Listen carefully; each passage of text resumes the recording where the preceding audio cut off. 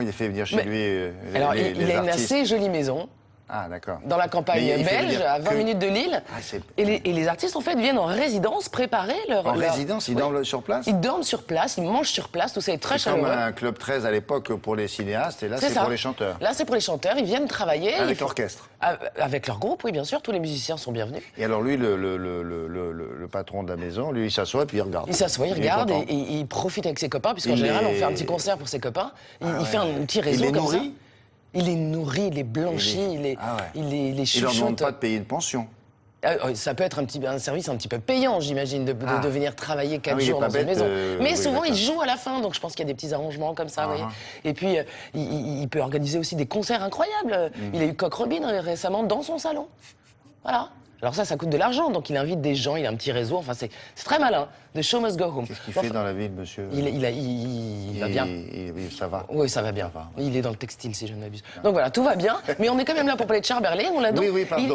Il a accepté de nous accueillir en plein travail de répétition. Et vraiment, je voudrais le remercier parce que c'est pas facile, c'est un peu risqué pour lui. Mais vous allez voir qu'on a été convaincus. Écoutez, merci Charles d'avoir accueilli Anna. Ouais.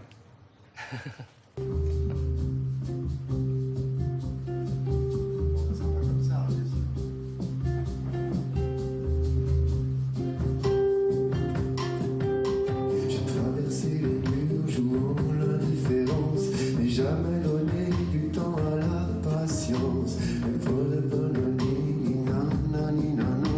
Je voulais m'en moquer, je le veux encore. Le fait de chanter, ça met vraiment à nu.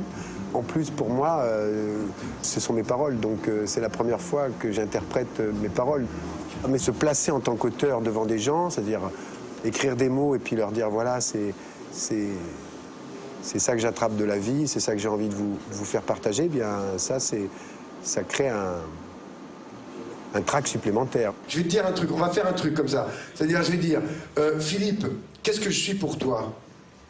Un dieu. Dis-le au micro, s'il te plaît, parce que sinon on t'entend pas. Un dieu, Charles, il n'est pas branché. D'ailleurs, je vais en avoir besoin. Hein. Ah, alors là, c'est à ce moment-là que moi... Un dieu, Charles. Oui, voilà, non, un dieu, ça me suffit. Ah bon. Charles Berling, à la différence de beaucoup d'artistes que nous côtoyons régulièrement, est arrivé avec des textes qu'il écrit lui-même.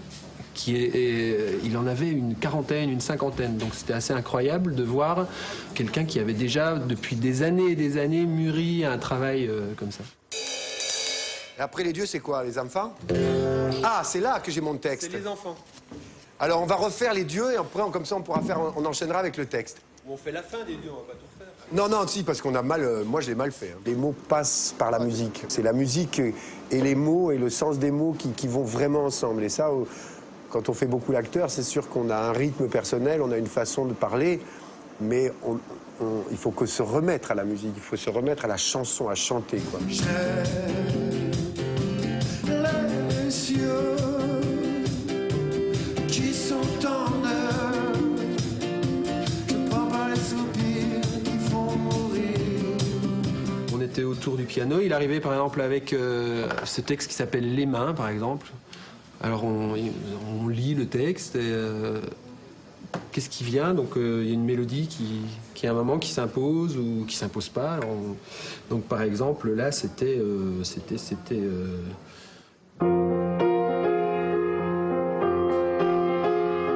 de ça.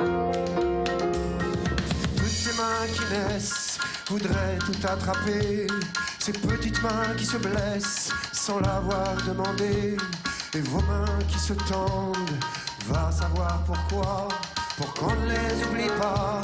Pour qu'on ne les oublie pas. Et puis pour le refrain, on essaie toujours d'avoir quelque chose qui monte en intensité. Donc on monte, oh les mains qui se brûlent.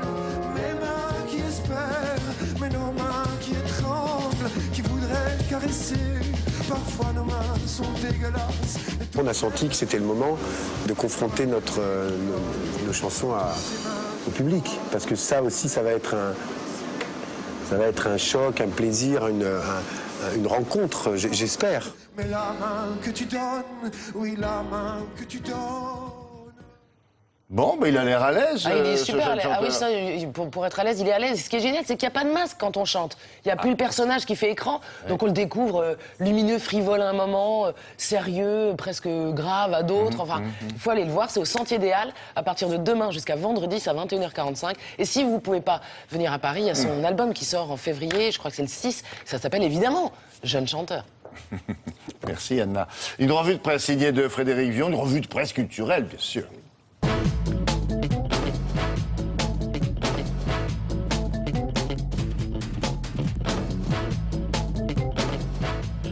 Dans ce condensé de spectacles dont vous allez nous parler, est-ce qu'il dépasse les frontières de Paris ?